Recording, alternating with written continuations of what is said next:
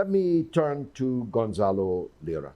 I said rather sonorously last Sunday that I feared for the safety and even the life of the citizen journalist Gonzalo Lira, who had disappeared on a week past Friday and had failed to show for his interview with us last Sunday.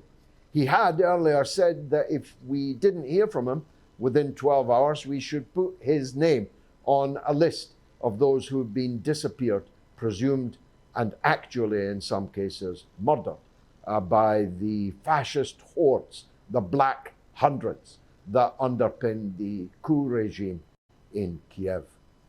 As the week went on, we became more and more convinced, looking at the exaltation of various fascist sites on Twitter and elsewhere, that Gonzalo Lira had been murdered, and indeed murdered in a most foul way.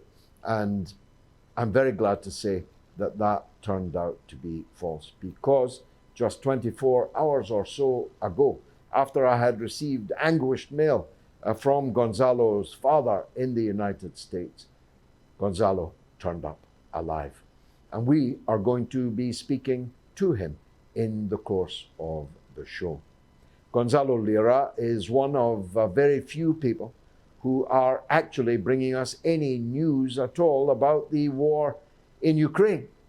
The rest are bringing us propaganda from the watering holes of Kyiv. They're not even venturing into the places they are reporting about. But Lira is, or rather was, on the streets of Kharkov, which is now very definitely a war zone. The battle for Kharkov has begun.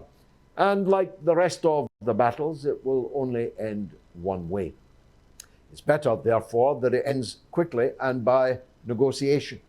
And the United Nations Secretary General Guterres is on the aeroplane headed for Turkey, where he'll engage in talks with President Erdogan, then to Kyiv to talk with President Zelensky, and then to Moscow, where he will talk with President Putin and Foreign Secretary Mr. Lavrov